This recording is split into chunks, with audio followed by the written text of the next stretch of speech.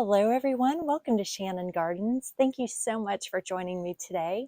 So today I just kind of wanted to go over a few garden things. I wanted to show you what is still blooming now in my perennial garden, and just to give you guys an idea of some of those longer lasting perennials that I have in my garden and how they've lasted through the summer and into the beginning of November. And it's still blooming, although I think that they are about to dwindle off, but it's just been long lasting bloom. So I wanted to share that with you guys, as well as a couple of tips for keeping track of your flowers over winter as things die off. I do have a confession to make. I have a tendency and have been known in the past to plant something one year and then it dies off in the winter or it dies back.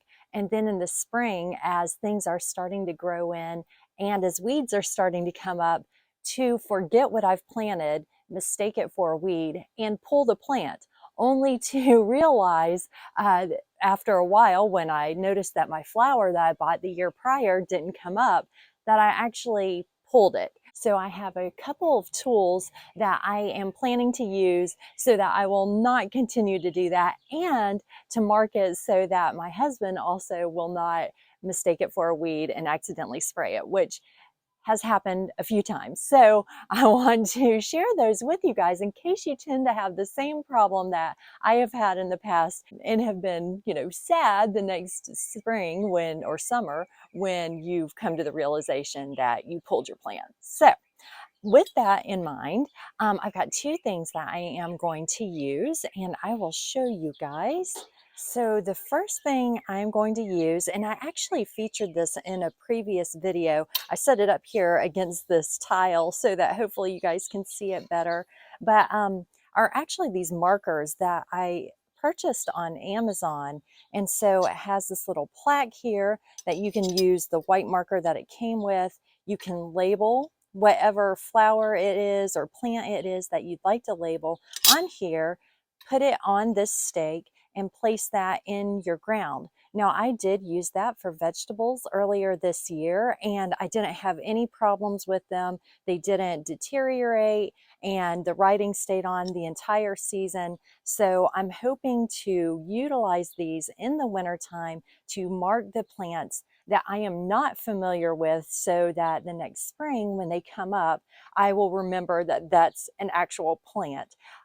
Should something run off with my little stake that I have here in my garden, maybe a squirrel knocks it down or anything happens to my stake, I have a backup plan that I will show you guys here.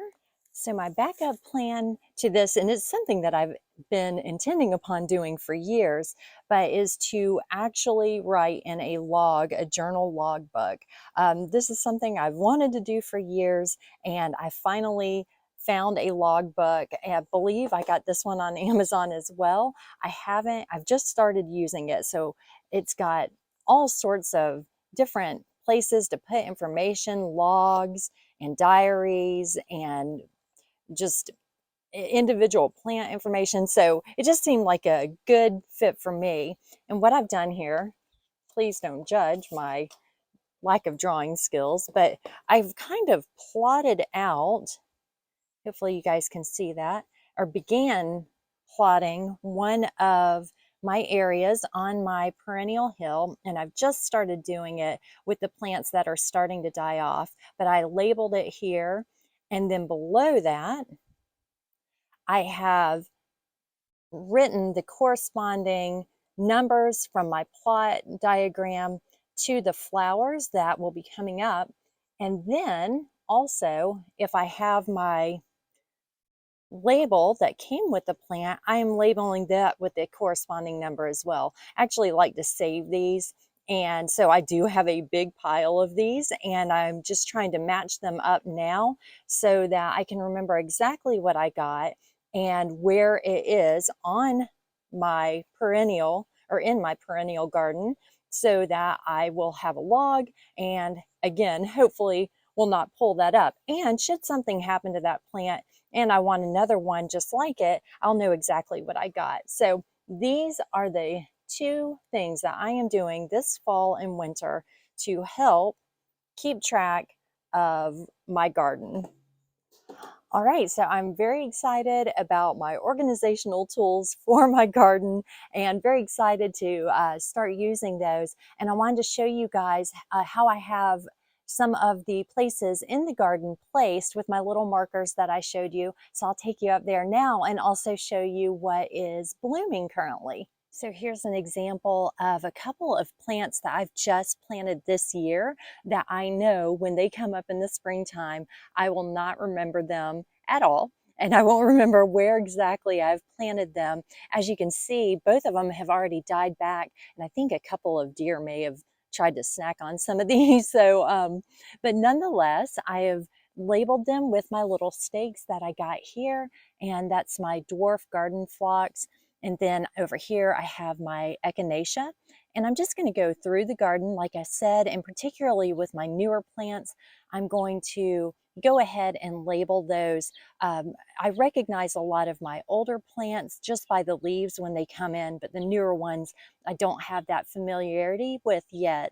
So I will go ahead and label those so I'll know exactly what's coming in where.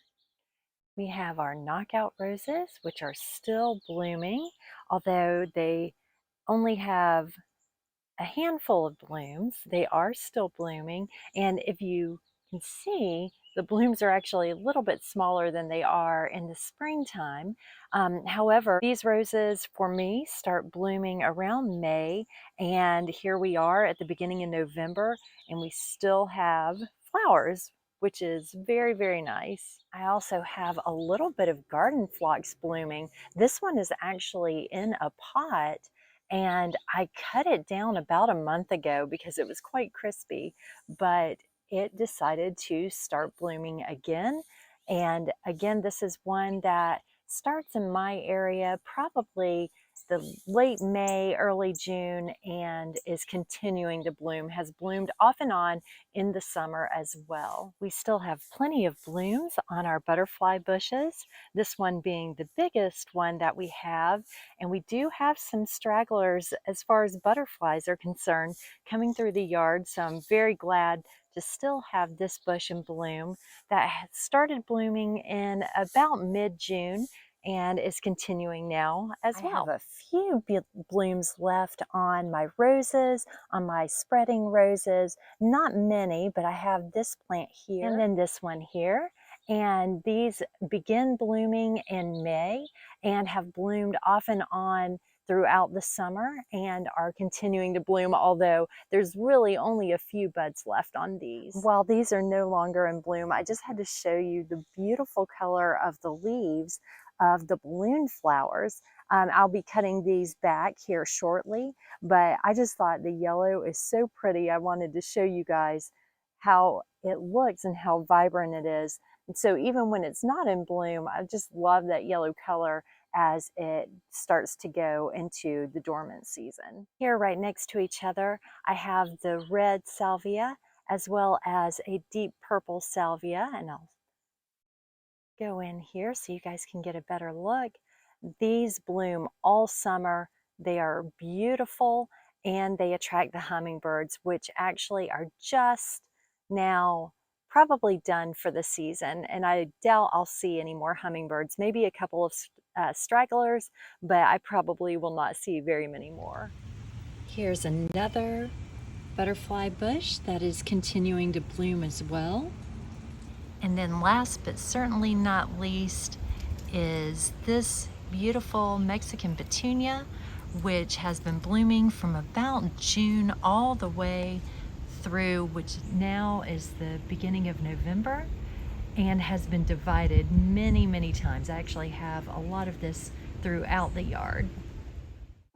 Thank you guys so much for joining me today. I hope that I was able to impart some ideas for you and your garden, and hopefully learn from the mistakes that I have made as far as mistaking my plants for weeds in the springtime or in the summertime. Thank you so much again. Please make sure to like and subscribe, and until next time, bye.